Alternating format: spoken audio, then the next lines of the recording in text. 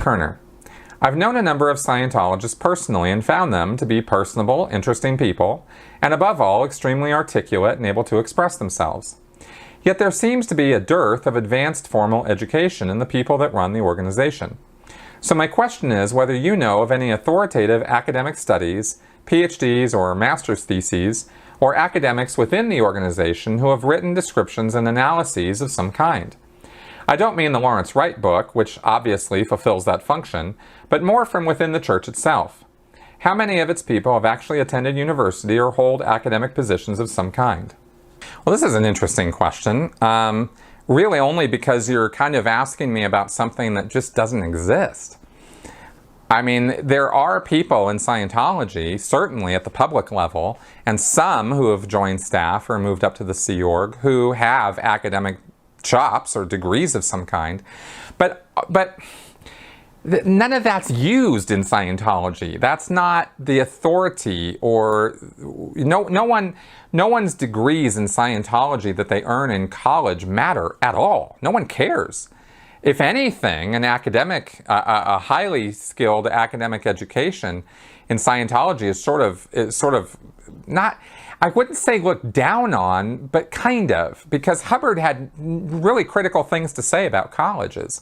And basically his point, or his point of view on it, was that schools are stuffing people full of lies and false information that makes it difficult for them to make their way in life, or be able to think clearly, or be able to analyze situations clearly. If you want to know how to do those things as a Scientologist, you're supposed to study L. Ron Hubbard. He's got the data series. I've done videos about this. I did podcasts with Jeff and John P. Capitalist about it. That data series is all about this, and about how to analyze situations and come up with reasons why things happen, come up with how to remedy situations, how to fix organizational problems. All of that is covered by the evaluations that are done in the data series. So if somebody came into Scientology with a PhD in business or in anything really, I mean, it wouldn't really matter what the discipline was, and started telling Scientologists how their organization should be run according to those principles, they'd be told to shut the fuck up. They'd be told that Hubbard figured all this stuff out already.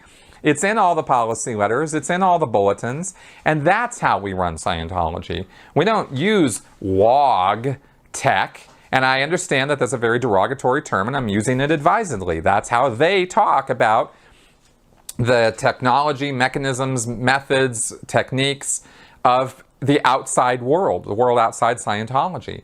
And they invalidate it, they look down on it, they don't give it any real credibility.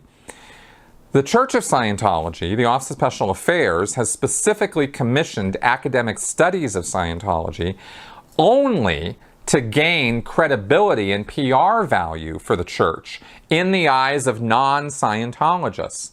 They pay good money for those kind of studies to get done, and there is a sort of a cadre, or a small, I don't even want to say small, there's a group of academics, I have spoken about this before, who act as Scientology or cult apologists. And for whatever reason, then there are a multitude of reasons why these people do this, and all of them are grossly intellectually dishonest. But they have, come up with these academic papers that support Scientology's religiosity and its methods, and the fact that it's a new religious movement and it should be left alone to just do its own thing. And these people routinely, these academics, ignore the abuses, flat out invalidate any stories or testimonials from apostates. They consider that we all just have big axes to grind, and our word is mud. So they don't pay much attention to us. And even though we're literally dishing on everything about it and telling all about the real experience of it, they don't care, because they have the money that comes from the church, or the notoriety that comes from publishing, because in academia it's publish or perish.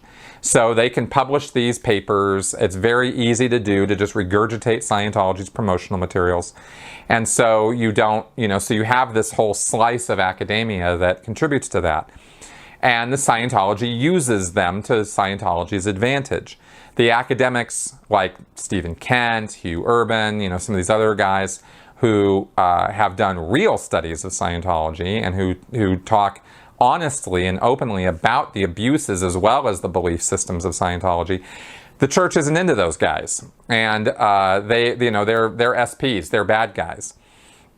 So Scientology doesn't have any use for those kind of academics, right? And if somebody came into Scientology pushing that kind of rhetoric, well, they'd just be kicked right out, So, destructive cults like Scientology, any of these groups, will use academics to the degree that they are helpful or support the cult's, lies, really.